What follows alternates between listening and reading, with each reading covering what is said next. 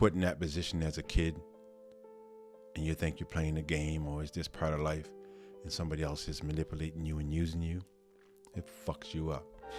Come on, Rob, answer this phone, man. Answer this phone, bro. I need to talk to you for a minute.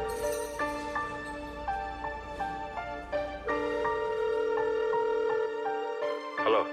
What up? I just need to talk to you for a minute. What's up, man? Are good to go. Testing. We working?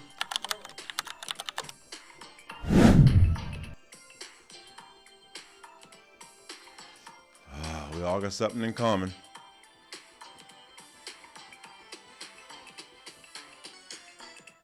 Take away my phone and let's get ready to rock and roll. Welcome back to Bass Talks podcast. I'm Bass. Why did I start this? What am I doing? Who am I hoping to reach? First of all, I did it for me. I needed a safe place that I could come talk and hear myself, hear what I got to say, hear if it made sense, hear if it was lining up with what I was trying to do in my life, what I had learned over the years. You know, was it making sense for me? And is it something I can share with you? And you know what? I got the answer. And I definitely got the answer for me. I've been through a lot.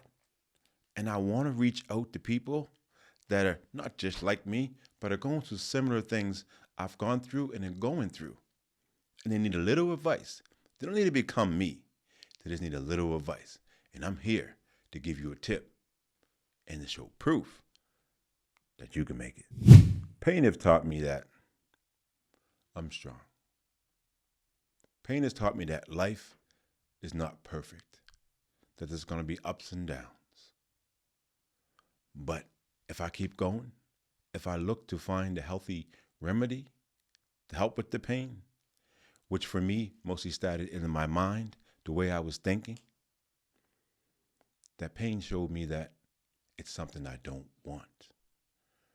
And like I tell my kids all the time, the best way to fix a problem is not to have it in the first place. People ask me, what would I tell my younger self? It's going to be okay. You're going to survive. You're going to survive. Ain't nobody coming to help you. But those that do help you, appreciate it. Take the help. Take the advice, learn, keep growing, things get better. Don't be your own fuck up. Don't be the one that messes up your own life because you can't get it right, because you don't have no willpower. All things I had to learn the hard way by going to jail and having so many different women and different children and different stuff. Yeah, keep going. It's going to be all right. But what they never ever told me, that I was going to be the one that had to make sure it turned out all right for me.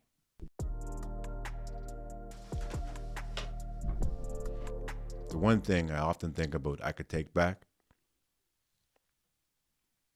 is my own existence. Being here has been such a struggle that I wish I didn't have to go through it. But because I'm here, and because I'm getting through it, one of the things that motivate me is that I can help you with the same issues. That life is hard. And how do we survive when the odds are against us? Well, I want to be one that not only can curl 100-pound dumbbells, but that can prove your life can get better when you learn to start following you and not the foolishness and traditions that have kept you down. What was my deepest pain? There's been many. But my deepest pain was not having a father. I didn't know how to balance that. I didn't know why whoever was my daddy didn't love me, didn't come around to check on me, wasn't coming to save me. And I was in so many situations I needed saving. It's one of the reasons I went to religion, because I heard there was a savior there. Come to find out that the only one that could save me was me, but it changed up my mind. So my deepest pain has been a man that was supposed to be there for me and protect me and not been there. I know I've been there for my sons and we have a good relationship. But at this moment, I'll apologize to my daughters because I haven't been there the way for you that I should be. But I'm trying and I'm getting better. My deepest shame, what is it? Oh man, it's something that takes balls to say. The fact that I sucked another man's dick. Yeah, I know, buddy. I know you turned it off. You don't want to hear what I got to say, but when you're put in that position as a kid and you think you're playing a game or it's just part of life and somebody else is manipulating you and using you, it fucks you up. And you look to hurt everybody else for the pain you feel.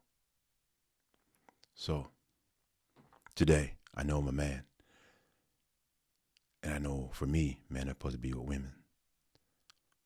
But that pain, that shame of going to school and one day thinking, oh, someone's going to call me a faggot or hear about what I did. I didn't know I was going to be the one to tell on myself. But it's better that way for me because it shows the strength and the growth that I've gone through to get to this point. The things I did as a kid, the things I'm ashamed of, that people that were older than me manipulated me to do. Yeah, they happened. But, putting my mouth on another man's penis is fucking gross to me to think about now. It actually still makes me mad. But I was a kid, and there was nobody coming to help me. My age at that time, 6 to 12. I'm disappointed. Not in myself, but in those that were supposed to be looking out for me. And let that be a message to maybe a person. I forgive you, but keep your fucking distance. Because I still have the pain from those years. And it hurts when I think back on it. That you, even though you might have been confused, you knew what you were doing to me. I didn't have that choice. Being manipulated into things that you don't even understand is wrong. And it's something that has to stop. One of my favorite memories as a child is I wanted to be a Max bicycle. And I didn't know where I was going to get the money from. Mom didn't seem to have the money when I asked about this bike. But my big brother, I'm just going to say Pete, come walking by my bedroom one day. Nice looking, tall guy. Dark skin, nice car in the yard. Always got beautiful women with him. He asked me what I was up to. He knew my birthday was coming, or at least I shared my birthday was coming and I want a bike. This man, my brother, reached in his pocket and gave me $100 bill. First time I ever really seen one. He gave it to me. I thought I was rich. That wasn't enough money to buy the bike fully, but it got me 90% there. Made it easier for my mom to purchase this bike for me. That was a real good moment for me. To seeing my brother that I look up to still this day go in his pocket and do something for me that put a smile on my face that I didn't think was going to come true. So there are people that can help you. He helped me that day. That's a good memory for me. But other than that, when I think back, yes, I had some good times. Yes, I smiled. Yes, I laughed. But I don't have any real good memories. I don't. Maybe I blocked them out with the bad ones. Maybe there are some. But today I'm hoping to create some new ones. I have kids. You know what? I have young women and men that I love, that also get on my damn nerves at times. But I love them. And if it was not for them, I probably wouldn't be sitting here in this chair talking to you. Because there was a time that I was going to give up. But I realized at that time, I wasn't the most important person at that time. It was my sons, my daughters, that I hadn't quite finished the road I was trying to pave for them. And what is that road? To tell them and show them what this world really is and how to survive it and how to get through it with more joy than sadness. And I'm still working on that. I'm still working on my relationship with my children. I love my children. I love my grandchildren. But with having so many, yeah, it can be frustrating. As much as I can't stand religion, I'm going to tell you, growing up, I loved going to the local church at the end of my street and hearing a man by the name of Mr. Reverend Scare preach. I didn't know much what he was saying or how it all meant, but I loved the way it flowed. And it was doing something to me. It was resonating with me in a way that made me interested. And it was making me wanting to know more. Downside of that is I never really got to know more until I started really going in myself and away from people. Yeah, I want to speak, but I want it to be something that resonates with you, something that allows you to go inside of you and get to know you better. Because it ain't always going to be Mr. Reverend Scare to give you a nice sermon, to put a smile on your face. You're in charge of that.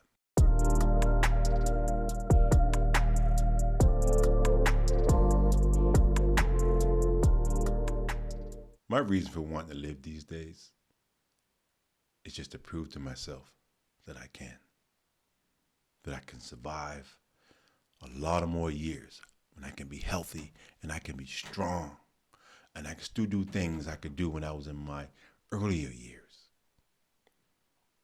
Yeah, I just want to live and prove that I can do it better than those that came before me because of my knowledge of self and where I want to go here in life. I don't know how to read and write very well at all. Some would say, or I would say some days, I don't know how to read and write. It's easier just to put it that way. I know how to do less than I do more when it comes to that subject. But how have I survived? By not being afraid. Not being afraid to tell people I need help. I survived by being strong. By knowing I wanted to do something, and the fact that I didn't have all the means to get it done never scared me. It just means I got to find a way to get it done. So not reading and writing, you know what? I often say I'm going to take time to learn how to read and write, but truthfully, I don't really care if I pick it up or not. Better. Because I know how to survive. And the way the world is coming today, I can talk on my phone, I can text you, texts can be read to me. I can survive. I am a survivor. And the things that I lack don't make me. The things that I survive and keep going through and do, despite of my downfalls, what someone thinks is a downfall, proves how strong I am and that I can overcome anything. There is nothing stopping me from being the best me that I want to be. One of the stories of something I've been through is, why do I always have to have a dog? I'm going to give you the short version. It's because someone told me to go out one day and kill all the wild dogs. I was only a kid. I was only 13, 14 years old. Someone told me, take this gun, go kill the wild dogs because it's getting in with the pigs and the chickens. I shot one, went on a second one. When I went to pick it up and drag it into the woods, it looked at me right in my eyes and growled and dropped his head and died. That dog put something in me that's still here today. And that is, I would never hurt another dog, not even to go hunting. Now, yeah, I'll eat meat. I'll eat whatever. But I'm not going to be the one to kill it. To be truthful with you, I'd rather kill a person than another dog. Those dogs were running wild because somebody chose not to take care of them. And now someone's saying, kill them. There's many of us out here in this world running wild because someone chose not to take care of us. And somebody else is thinking now we deserve to be dead. That's fucking bullshit. Listening to me today, I don't have my mustache. Cut it off by mistake. Made a mistake. But this thing right here, this is my horn. And this is my reminder that my emotions and my actions make me the devil. That is in me. Religion want to teach you that the devil's in the ground somewhere. That God and angels are in the sky. But in my understanding and my foundings, it's all in me. When I learn how to balance it out, I am the only God that I'm looking to see. Yeah, this may be here, but if I turn it up, I can show you the devil. A guy you don't want to meet in the day or the dark. I'm going to tell you about steroids. A hell of a drug. Yeah, that's what they said about cocaine too, until you get addicted to it and it fucks up your life. That's what steroid did to me. Steroids, yeah, helped me put on some muscles and everything. I was always been strong. I was always stronger than I was bigger in size. But so I still keep that strength. That's something I got from steroids. That's why I can still carry those 100-pound dumbbells with no steroids in me at all. Because I always could. So steroids are something you need to know for yourself, what you're getting into, what's your plan. Because if you do the research on steroids, after you come off, you're going to realize it ain't what's going on. The effects of steroids are not just muscles. They're mood swings. They're messing with your penis and your sex drive. You know, just your money, your ability to feel good about yourself for you. Because without taking the steroids, you don't want to feel like going to the gym. You don't feel strong. You don't feel like you look good. So it takes away from you loving you. I am. It's the name of my book. It's the picture on my hat with the name. It's even on the wall. But I am is something that's been so important to me. And I want to bring it to you so you can know that you are. And I am too. I'm a father. And what makes a good, child for me, a good offspring for me? Is it the fact that, my sons play football? Is it the fact that one of my sons helped me with the business? Is it the fact that my daughters are, helping me with the film and others are starting their own businesses and going to school? Am I just relationship just because I'm proud of things they're doing? Or the relationship is because they're my children. They're part of me. And I'm proud that even though I would say some of them came here, I wasn't planning it. The mistakes I made were beautiful mistakes. And they're mistakes that I wouldn't undo. Even though I would undo my life, I wouldn't undo theirs. I would just find a way that they would have a better father from the beginning. This is the first time I sit in this podcast room since me and my daughter had a falling out. She's very important to Base Talks. She's very important to me. She's my daughter. I love her. And I want her to know, I want you to know, Base Talks cannot be successful without people like her that are willing to do the work with the talent they have. Yeah, I'm Base. Yeah, I'm talking. But there are so many other people behind the scenes. And my daughter that I love, thank you, honey. Thank you for coming back. Thank you for, having the strength that we worked it out. And we worked it out, and we're going to continue to work it out. You are my daughter first. I love you. Hey, I know you're tapped in.